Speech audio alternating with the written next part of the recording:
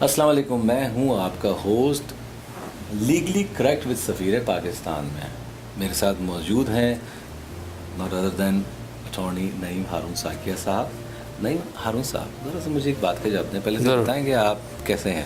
میں ٹھیک ٹھاک ہوں، آپ بتائیے. ٹھیک ہیں آپ؟ اچھا، گڈ. سب سے اچھی خبر یہ کہ آپ ٹھیک ہیں، کیونکہ آپ ٹھیک ہوں گے تو سب ٹھیک رہے گا اور لوگ بھی ٹھیک رہیں گے. کیونکہ اب یہ پروگرام جو ہے، ظاہر سی بات ہے، اتنے اس کے سیگمنٹس چل چکے ہیں تو لوگوں میں ایک تجسس پیدا ہوتا ہے، اور بہت سے لوگ ہیں جو باقی بہت پریشان ہیں، بہت ٹینشنز میں رہتے ہیں اور ان کو کوئی حل نہیں ملتا. بہت سے پرابلمس میں جو بیچارے آڈ جابس کرتے ہیں، کوئی نائٹ کی کرتا ہے، ڈے کی کرتا ہے، کچھ کے پاس ٹائم نہیں ہوتا. تو یہ پروگرام آپ نے جو کیا ہے، اس کا ایک میں سمجھتا ہوں کہ یہ ایک جس کو کہتے ہیں ایک آپ کا جو کنٹریبیوشن ہے فی سبیل اللہ، جس کو میں کہہ سکتا ہوں کہ آپ نے یہ کیا ہے.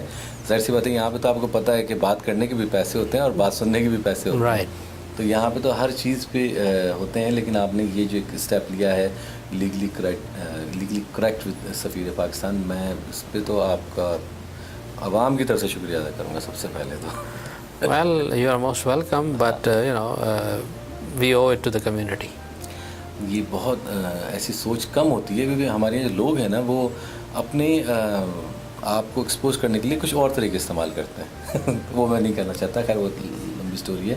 لیکن لوگ جو ہیں وہ واقعی چاہتے ہیں کچھ اپنے مسئلوں کا حل. جی. تو اگر آپ نے نعیم ہارون صاحب کے صاحب سے رابطہ کرنا ہے تو ان کا نمبر میں آپ کو بتاتا ہوں، پروگرام سے پہلے بھی بتاتا ہوں اور پروگرام کے اینڈ ہونے سے پہلے بھی بتاتا ہوں، تاکہ آپ لوگوں کو پتہ ہو. ان کا نمبر ہے 310-734-6300.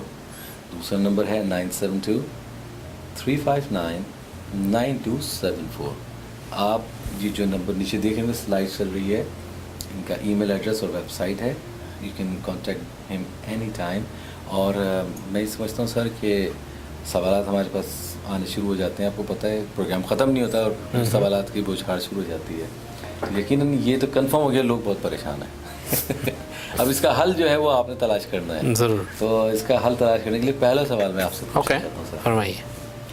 I filed I-130 for my two brothers. I recently received a denial for both, stating that USCIS sent me a request for evidence which I did not respond to, and therefore the application are denied. I never received any such a letter. Denial letter said I can file for Form I-290 for them to reconsider the case. The fee for I-290 is more than the fee for I-130. Should I file I-290 or I-130? Yeah, that's a dilemma. دیکھیں اس میں کیا ہے کہ آپ نے جو I-130 file کی as a US citizen اپنے بھائیوں کے لیے، تو پہلی بات تو یہ سمجھیے کہ جو کیٹیگری ہے 4th، اس میں ٹائم بہت لگتا ہے. تو جب بھی آپ I-130 فائل کرتے ہیں تو آپ کی ایک پرائیورٹی ڈیٹ سیٹ ہو جاتی ہے. اب اگر آپ نئے سرے سے I-130 فائل کریں گے تو وہ جو پچھلے کئی سال پہلے کی جو اپلیکیشن تھی یا جو پرائیورٹی ڈیٹ تھی وہ آپ لوز کر جائیں گے. اگر آپ کے ساتھ ایسا ہوا کہ انہوں نے RFE بھیجی، آپ کو نہیں ملی، آپ نے جواب نہیں دیا، انہوں نے اپلیکیشن ڈینائی کر دی بیسڈ آن ابینڈنمنٹ، تو اگر آپ 290B فائل کرتے ہیں، موشن ٹو ری اوپن اور ریکنسیڈر، اور اس کے ساتھ آپ کنونسنگ ایویڈنس دے سکتے ہیں کہ آپ کو وہ لیٹر جو انہوں نے بھیجے تھے ریکویسٹنگ انفارمیشن وہ نہیں ملے، اور آپ کی طرف سے کوئی کوتاہی نہیں ہوئی اس معاملے میں کہ آپ نے ان کو اپنا نیا ایڈریس بتا دیا تھا ان پٹیشنز کے حوالے سے، تو پھر اس موشن ٹو ریکنسیڈر کا آپ کے حق میں فیصلہ آ سکتا ہے، جس کا فائدہ آپ کو یہ ہوگا کہ وہ جو پرائیورٹی ڈیٹ پرانی اپلیکیشن کی ہے وہ محفوظ رہے گی. ایون دو کہ 290B کی اپلیکیشن اور فائلنگ فیس زیادہ ہے، لیکن اس میں آپ کو ایک بہت بڑا فائدہ یہ ہے کہ جو ٹائم فیکٹر ہے اس میں آپ کی بڑی بچت ہو جائے گی. اگر آپ سمجھتے ہیں کہ آپ کے پاس ایسے ایویڈنس موجود نہیں ہیں کہ 290B ریئلسٹکلی منظور ہو سکے، تو پھر آپ نئے سرے سے I-130 فائل کریں. تیسری صورت یہ ہو سکتی ہے کہ آپ دونوں چیزیں فائل کریں. یہ ڈینائل اور ڈینائل یہ جو ہے نا، اس نے بڑا تنگ کیا ہے. جی، اس سے لوگ بہت پریشانی میں. رائٹ. سر یہ ایک اور سوال ہے، کسی نے ہمیں ای میل کیا ہے اور انہوں نے پوچھا ہے کہ مائی I-140 واز ڈینائڈ.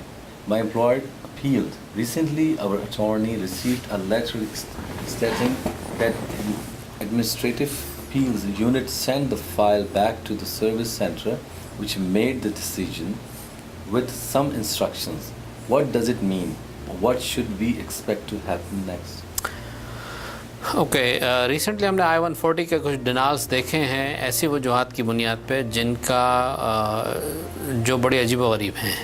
تو مجھے لگتا ہے کہ یہ بھی کچھ ایسا ہی کیس ہے جہاں انہوں نے I-140 ڈینائی کیا, وہ اپیل کیا گیا اور ایڈمنسٹریٹو اپیلس یونٹ نے سروس سینٹر کو واپس بھیجا اور آپ کو ایک لیٹر بھیجا کہ جی ہم نے یہ کیس واپس بھیجا ہے وتھ سم انسٹرکشنز, اور اس کے بعد کافی طویل عرصے تک خاموشی ہے جس میں آپ کو کچھ جواب نہیں مل رہا.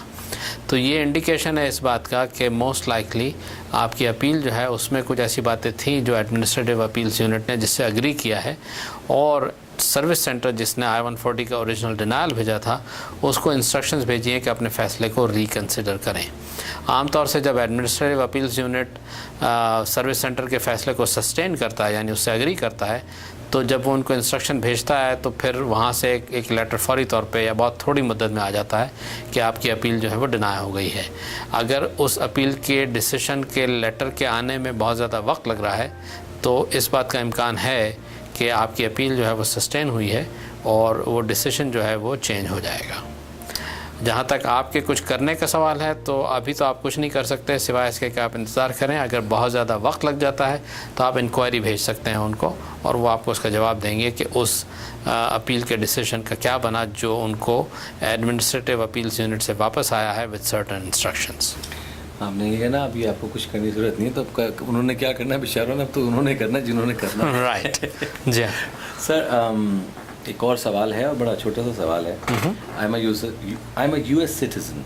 Can I bring someone from abroad for domestic work without going through labor certification process? Yes and no. اس میں دیکھیں کیا ہے کہ آپ کسی کو لا سکتے ہیں یہ کہتے ہوئے کہ ٹیمپرری جاب کے لیے وہ آئیں گے بہت تھوڑی مدت کے لیے, ایک جاب کانٹریکٹ امپلائمنٹ کانٹریکٹ, اور وہ بیسس بنتا ہے اس شخص کے لیے اپلائی کرنے کا کہ وہ ایک خاص ویزا ڈومیسٹک ورکر کا اپلائی کریں اور اس کی بیسس پہ آئیں. اس میں کوئی گارنٹی نہیں ہوتی کہ ان کو مل پائے گا یا نہیں مل پائے گا یا اس کی مدت کتنی ہوگی.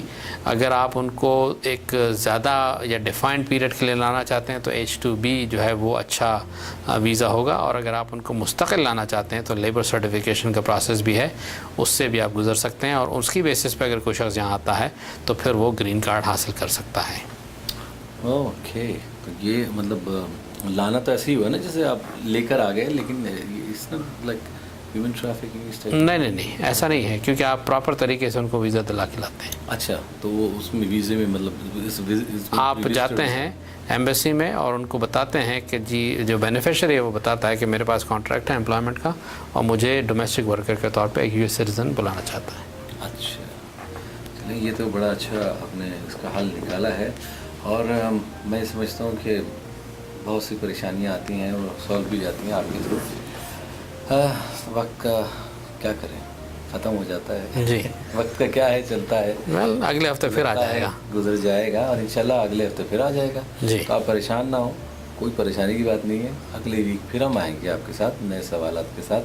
ہاں, لیکن ایک چیز ضرور ہے کہ اگر اس دوران آپ کے پاس کوئی بھی سوال, کوئی بھی مسئلہ ہو اور آپ چاہتے ہیں کہ آپ کوئی اچھا اٹارنی ہائر کرنا چاہتے ہیں, تو آپ کیوں نہیں نعیم ہارون ثاقب صاحب کو ہائر کرتے, ان کی خدمات لیجیے. جو آپ کے لیے یہاں پر بیٹھے ہیں آ کر, تو یقیناً آپ کی بھلائی کے لیے بیٹھے ہیں. تو آپ ان سے کوئی بھی ایسی بات کرنا چاہتے ہیں جس میں آپ چاہتے ہیں کہ کچھ اس کا بریک تھرو نکلے, تو یو شوڈ کال ہم, اور ان کا نمبر ہے 310-734-6300, اینڈ دوسرا نمبر ہے 972-359-9274. آپ کسی کو بھی کانٹیکٹ کر سکتے ہیں ان کی ای میل پہ, اور ان کی ویب سائٹ پہ جا سکتے ہیں جو آپ نیچے دیکھ رہے ہوں گے. آج کا کیونکہ وقت پھر ختم ہو گیا, انشاءاللہ نیکسٹ ویک پھر ملیں گے آپ سے نئے سوالات کے ساتھ انشاءاللہ. سی یو نیکسٹ ویک. اللہ حافظ. Thank you.